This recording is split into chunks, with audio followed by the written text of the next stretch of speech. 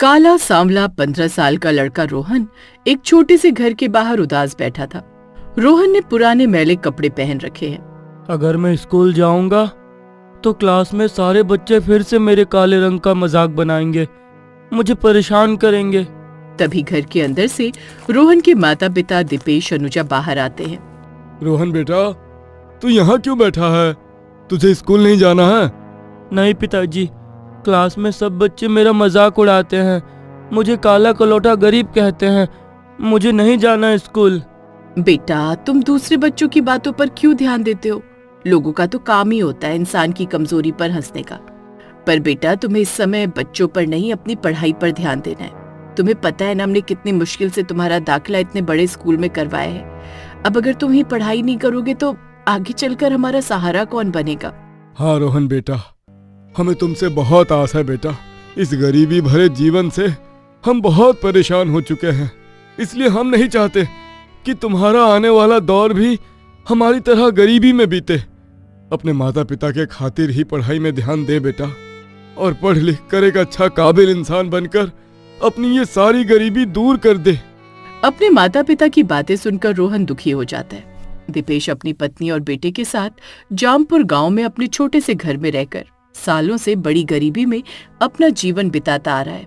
दीपेश इसी गांव के एक कारखाने में छोटी मोटी मजदूरी करता है, जिसकी आमदनी बहुत ही कम थी। ठीक है पिताजी, मैं स्कूल जाऊंगा और मन लगाकर पढ़ाई करूंगा। तभी रोहन अपना स्कूल बैग लेता है और एक बड़े स्कूल के बाहर आकर रुक जाता है। पता नहीं आज सब क्या करेंगे मेरे साथ। रोहन का रंग बहुत ही काला था और उसके काले रंग को देखकर सब हमेशा उसका मजाक उड़ाते, उस पर हंसते हैं। तभी रोहन डरते डराते 10वीं क्लास में जाता है तो क्लास में कई सारे अमीर और सुंदर बच्चे बैठे हुए थे। अरे ये देखो, आ गया हमारी क्लास का सबसे कलौटा स्टूडेंट्स। सारे स्टूडेंट्स ये सुनकर जोर जोर से हंसने लगते हैं। तभी रोहन रोज की तरह सबसे लास्ट वाली बेंच पर आकर बैठ जाता है। क्या बात है रोहन, आज बड़ा हैंडसम लग रहा है। तो क्या फेयर एंड हैंडसम क्रीम लगाकर आया है क्या? ये सुनकर सब हंसने लगते हैं और बेचारा रोहन दुखी हो जाता है। हाँ, पर गोरा होने वाला नहीं, काला होने वाला फेयर एंड हैंडसम क्रीम लगाया होगा इसने। बस करो यार, क्या रोज रोज तुम इस बेचारे रोहन का मजाक उड़ाते रहते हो? तुम्हारा रंग गोरा, इसका मतलब ये नहीं कि तुम रोहन के काले रंग का मजाक बनाते रहो। तुझे क्यों इस कलूटे की इतनी हमदर्दी छूट रही है?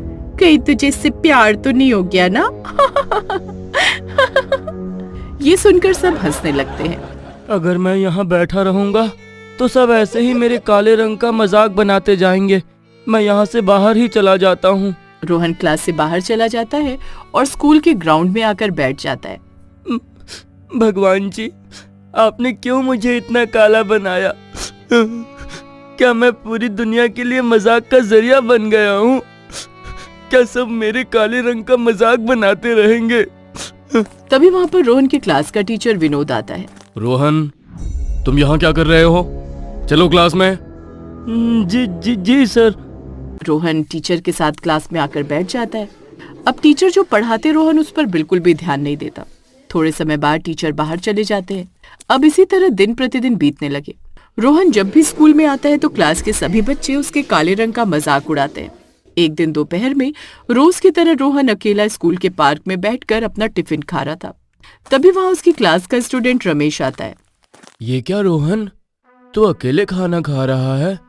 तो क्या करूं भाई, सब मेरे काले रंग का बहुत मजाक उड़ाते हैं, सब मुझ पर हंसते हैं। इसके कारण मेरी पढ़ाई भी ठीक से नहीं हो पा रही है। तू दूसरों की बातों पर ध्यान क्यों देता है? देख, 8 दिन बाद से हमारी बोर्ड की परीक्षा शुरू होने जा रही है और तू तो क्लास में सबसे होशियार है, तो तू अपनी पढ़ाई पर ध्यान दे। मैं पूरी कोशिश कर रहा हूँ पढ़ाई करने की, पर कोई मुझे पढ़ाई करने ही नहीं दे रहा। इसका मतलब इस काले रंग के चलते तुझे ये सब परेशानी हो रही है। कोई नहीं, मेरे पास एक ऐसा क्रीम है ना कि जिसे 2 दिन ही चेहरे पर लगाने से तेरा चेहरा दूध की तरह गोरा सुंदर हो जाएगा। क्या सच में? हाँ, मेरी बहन का रंग भी बहुत काला था, पर जब पिताजी ने उसे वो क्रीम लाकर दिए थे तो 2 दिन में ही मेरी बहन का रंग गोरा हो गया था। वो क्रीम यहाँ का नहीं, विदेश का है। भाई मुझे भी देना वो क्रीम। इस काले रंग के कारण बहुत परेशान हो चुका हूँ यार। हाँ ठीक है, मैं कल वो क्रीम लाकर तुझे दूंगा। रोहन क्लास में चला जाता है। तभी रमेश के पास अजय, राहुल और क्लास के बाकी स्टूडेंट्स आते हैं। फंस गया बकरा जाल में। अब कल हम रोहन को ऐसा क्रीम लाकर देंगे जिसे चेहरे पर लगाने के बाद रोहन हमें जीवन भर याद रखेगा। रमेश और बाकी स्टूडेंट्स रोहन के साथ मस्ती कर रहे थे। इधर रोहन क्लास में बैठा था और सब उसके काले रंग का मजाक बनाते हैं। रोहन, तू ना अपने सर के बाल सफेद कर ले।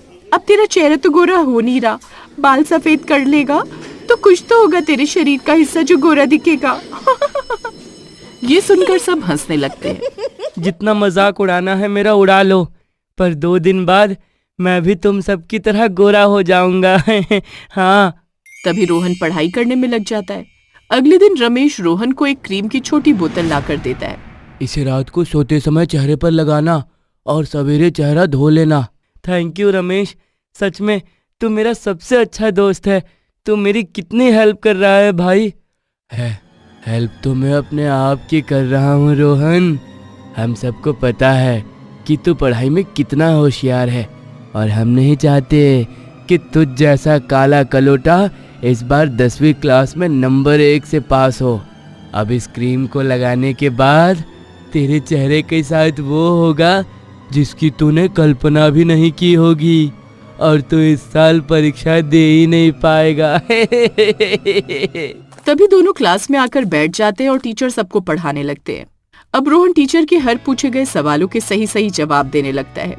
वेरी गुड रोहन, तुम क्लास में सबसे होशियार स्टूडेंट हो। देखना, इस साल तुम्हें नंबर 1 से पास होने से कोई नहीं रोक सकता। क्लास के सभी स्टूडेंट्स इस बात से गुस्सा होने लगते हैं। देखो सब, इस गरीब परिवार का बेटा कितनी लगन से पढ़ाई करता है। रोहन कितना होशियार है पढ़ाई में, और तुम सब हो जिन्हें ना पढ़ाई का शौक है ना तुम मेरे किसी भी सवाल का कोई जवाब देते हो। सर, आपका ये होनहार काबिल स्टूडेंट बहुत जल्द इस स्कूल का सबसे डफर स्टूडेंट बनने वाला है। शाम का समय, स्कूल छूटने के बाद सब घर चले जाते हैं। अजय, रमेश और राहुल ये तीनों सड़क से जा रहे थे। रमेश, तूने उस क्रीम में अच्छे से वो केमिकल मिलाया था ना? हाँ, मिलाया था ना। अब देखना, उस केमिकल के कारण रोहन का पूरा चेहरा खराब हो जाएगा। रात का समय, रोहन अपने घर में था।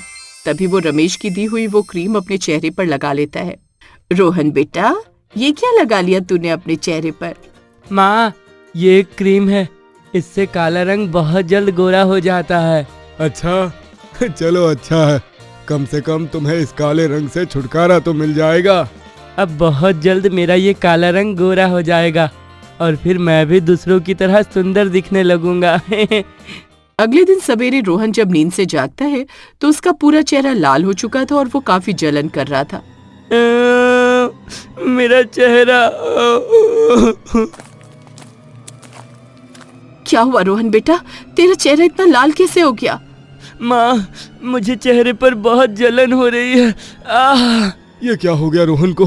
अनुजा, चल हम इसे डॉक्टर के पास लेकर चलते हैं। दोनों रोहन को डॉक्टर के पास लेकर जाते हैं, जहां डॉक्टर रोहन का चेकअप करने लगते हैं। थोड़े समय बाद, डॉक्टर साहब, क्या हुआ मेरे बच्चे को? देखिए, रोहन ने चेहरे पर जो क्रीम लगाया था उसमें एक खतरनाक किस्म का केमिकल लगा हुआ था और उसी के चलते रोहन के चेहरे पर भयानक इन्फेक्शन हो चुका है। अब 15 दिन तो रोहन के चेहरे पर जलन रहेगी। इसे हवा में बिल्कुल भी ना जाने दे और धूल मिट्टी इसके चेहरे पर जरा भी नहीं लगनी चाहिए। पर 3 दिन बाद से रोहन की बोर्ड की परीक्षा शुरू हो रही है। ओह, पर रोहन का घर से बाहर निकलना सुरक्षित नहीं रहेगा। मेरे बच्चे ने बहुत मन लगाकर मेहनत से पढ़ाई की है डॉक्टर साहब, उसका पूरा साल बर्बाद हो जाएगा। ठीक है, मैं रोहन को एक मास्क देता हूँ। रोहन को वो पहनाकर स्कूल भेज देना और वो क्रीम रोहन के पास कहाँ से आया है इस बात का भी पता लगाइए। अगले दिन रोहन चेहरे पर मास्क लगाकर अपने माता पिता के साथ स्कूल में जाता है। तभी दीपेश टीचर को सारी बात बताता है। वहाँ स्कूल के प्रिंसिपल भी थे। रोहन बेटा, किसने दिया था तुम्हें वो क्रीम? हम उस स्टूडेंट को हमेशा के लिए इस स्कूल से निकाल देंगे। हाँ बोलो रोहन बेटा, कौन है वो बदतमीज स्टूडेंट? ये सुनकर रमेश और उसके दोस्त घबराने लगते हैं। अरे बाप रे, अगर रोहन ने हमारा नाम बता दिया तो प्रिंसिपल सर हमें स्कूल से निकाल देंगे। नहीं नहीं, अगर हम स्कूल से निकाले गए तो मेरे माता पिता तो मुझे जान से मार देंगे। रमेश, राहुल, अजय ये तीनों बेहद घबराने लगते हैं। बताओ रोहन, वो क्रीम किसने दिया था तुम्हें? नहीं पिताजी, अगर मैं उन स्टूडेंट्स का नाम सबको बता दूंगा तो प्रिंसिपल सर उन्हें स्कूल से हमेशा के लिए निकाल देंगे और उनका पूरा साल बर्बाद हो जाएगा। और मैं नहीं चाहता कि मेरे कारण किसी का साल बर्बाद हो। उन्होंने भले ही मेरे साथ बुरा किए, पर मैं उनकी तरह बुरा नहीं हूँ। मैं उनके साथ बुरा नहीं करना चाहता। ये सुनकर सब दंग रह जाते हैं और रमेश, राहुल, अजय इन तीनों की आंखों में आंसू आ जाते हैं। रोहन बेटा, आज तुमने बहुत बड़ी बात कह दी। तुम सच में बहुत अच्छे बच्चे हो। मुझे गर्व है तुम पर। सब रोहन की खूब तारीफ करने लगते हैं। अगले दिन रोहन जब स्कूल आता है तो रमेश, अजय और राहुल ये तीनों रोहन के पास आते हैं। रोहन के चेहरे पर मास्क लगा हुआ था। रोहन मेरे भाई, हमें माफ कर दे। हमने तेरे साथ इतना बुरा किए, तुझे इतनी तकलीफ पहुंचाया, उसके बाद भी तूने किसी को हमारा नाम नहीं बताया। भाई, तू सच में बहुत महान है रोहन। हाँ, हमें माफ कर दे रोहन। आज से तू हमारा सबसे अच्छा दोस्त है। अब जो भी तेरा मजाक उड़ाएगा उसे हम छोड़ेंगे नहीं। तभी रोहन तीनों को माफ कर देता है और तीनों रोहन के बहुत अच्छे दोस्त बन जाते हैं। पर रोहन के चेहरे पर अब भी जलन हो रही थी। अगले दिन रोहन सब अपनी परीक्षा देने लगते हैं। अब रोहन के चेहरे पर जलन हो रही थी। तभी अजय, राहुल और रमेश रोहन की परीक्षा लिखने में सहायता करते हैं। इसी तरह सारी परीक्षा हो जाती है और रोहन पूरी क्लास में नंबर 1 से पास हो जाता है। उसके बाद वो बड़े कॉलेज में एडमिशन लेता है और मन लगाकर अपनी आगे की पढ़ाई करता है।